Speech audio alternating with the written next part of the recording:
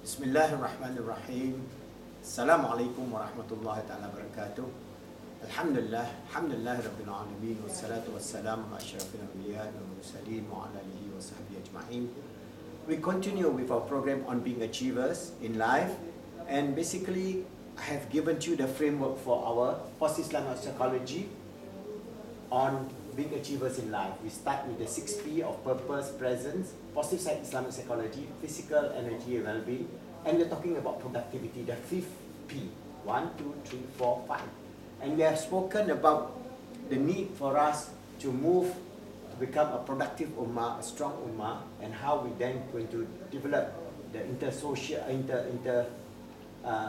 personal of persuasion skills in terms of living, and then later on we'll discuss about giving back to ourselves, family and society, and how we can generate the love of Allah, the love of our friends and family, the love of all humanity, so that we become the holistic achievers in this world and the hereafter. So I have discussed in quite some level my experience while in Japan, where I learned about Kaizen, Gemba Kaizen, and Toyota production method, TPM, total productive maintenance, quality, and so on. So I became an expert in productivity. So inshallah, I can give you many tips on productivity. But let us start with understanding that we want to develop a productive ummah. We want to develop the younger generation that is transformative, that will be having the idea that they can change and become an ummah of strength. So we have to understand, first and foremost, that we have to embrace this idea of continuous improvement. That's why Kai, Zen means change, that is good. Kai, change, good. So good change continuously using all the capacity in terms of our mindset. This is where it differentiated the Japanese people versus, say, for example, the Muslims of the 21st century. I mean, we have to really muhasabah and find out why. Okay, because when we understand that, then we know why they can use all the tools of science, of technology, of knowledge, but it starts with the mindset. So what are the mindset we are going to talk about so that they can implement this thing? We have to be a productive ummah by inculcating growth mindset. What do you mean by growth mindset? I give you the example of how the thinking of the Japanese people versus the thinking of the Muslims today. And this is, as I say, we have to do the muhasabah. For example, I explain to you in terms of how they always, everything is Kaizen, Kaizen, Kaizen. What is Kaizen? Continuously changing and improving. Continuously changing and improving. So their mindset is always changing. They are innovative, creative, and always questioning why, how, and what to do, and so on. So that I'll explain to you how the Socratic method of questioning is being used by the Japanese people, even on simple management tools like 5W, 2H. 5W and 2H means when, why, how, and so, and how much, and so on. So I'll explain that also in another video of how using just very basic tools that can be transformative, and it is not rocket science. It's something that is very simple. So this Kaizen mindset is what differentiates the Japanese people, say, vis-a-vis our ummah today. What is our station of the ummah today? The station of our ummah today is very lowly. Why? We don't need to change. So our idea is there's no need to change.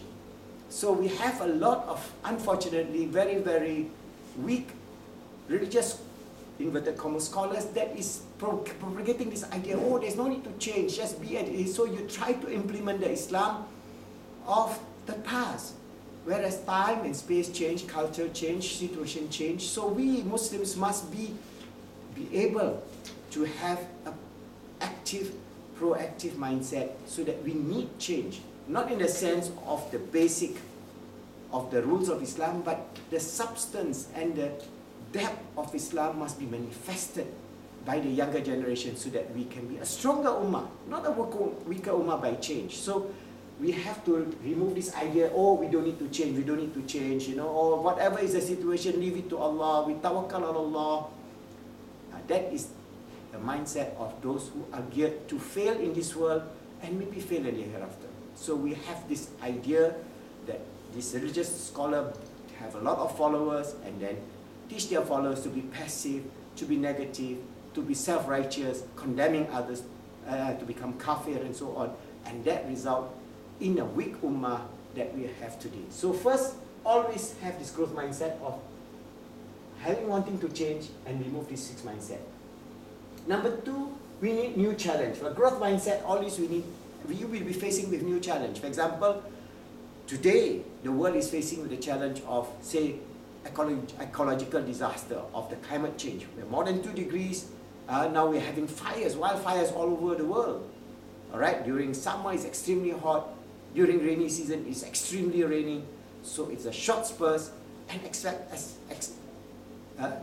extracting a heavy toll on common people. So now millions and millions of people are having flood, famine, dry weather, fire. Why? Because we do not take care of the environment. We live in a society based on greed. So we have to change that. So we need new challenge for the Ummah, in the sense that how we can lead the world to become a holistic community that is balanced, that we lead and we ask for Allah subhanahu wa ta'ala as our daily prayer, Rabbana atina fid dunya hasanah wa fil akhirati hasanah wa qina azaban nar. That is our request. A good balanced life in this world and a good balanced life in the hereafter. So we have to change of the need by a lot of our people that we need to constantly praise them. That praise is a way up. No. Praising somebody will lead them to become passive. Just because they have achieved a small achievement, you praise them, then they will not go for the higher achievement. Because this whole idea of praise, in the long term, is not positive. We can praise to a certain extent, but we must balance that praise with responsibility. And this is very important in positive Islamic psychology. We normally train our children to be self-actualized. And then we balance the praise with hard work. Always you must do that so that they know that they will have to face the world as it is, with all the challenges in the world, so that they can rise above the others and become the transforming generation that we are trying to bring about to happen, inshallah, in the 21st century. So what we need to do is, the growth mindset, we become self-actualized. Every one of our young people strive to do better and better and better, and they become self-actualized in whatever field, whatever area of expertise that they want to do.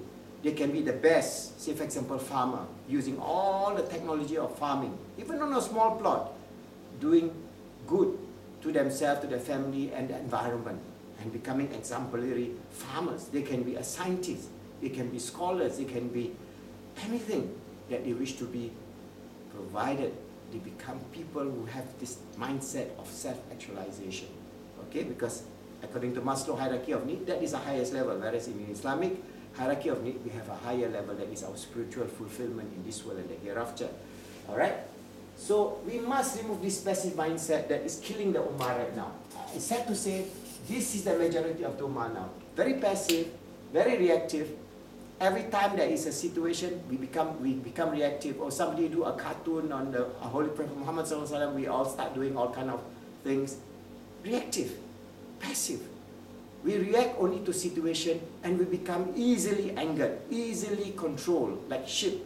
Alright? So this is where I think we have to remove this idea.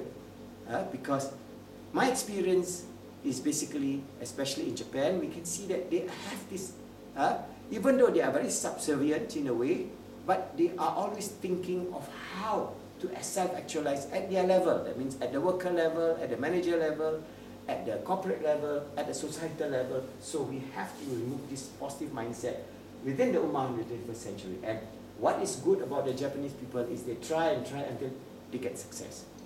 Alright, all the time, Kaizen, Kaizen, Kaizen. They do and do and do and do and do, and every time this spirit of trying until succeed never die. The flame of trying to succeed never die in the spirit of the Japanese people. So we Muslims must have exactly the same idea. Why I'm giving this comparison? Because this is a contemporary situation. I'm not talking about the story of the past, the glory of the great scholars of Islam and so on, but we're talking about this 21st century. As we face this 21st century, as we face the challenges of science and technology, of automation, of robotics, of artificial intelligence, of self-driving cars, of so many things. How are we going to be a strong ummah so that we can rise above the rest and become successful by trying and trying and trying? So don't give up easily. And for the transforming generation, we try and try and try, and we succeed. And inshallah, when we inculcate this growth mindset, we can be a productive ummah that can be the best of ummah in this world, and hereafter the best of ummah in the 21st century, which will strive and try and try and try until we succeed with the grace and the mercy of Allah. Remember, our role, always fix it up on our road to become the true and sincere servant of Allah, as His Khalifa of Allah on this earth. Always striving to make ourselves good, to help others to be good, and make this world good and pleasing unto Allah and all the goodly creatures.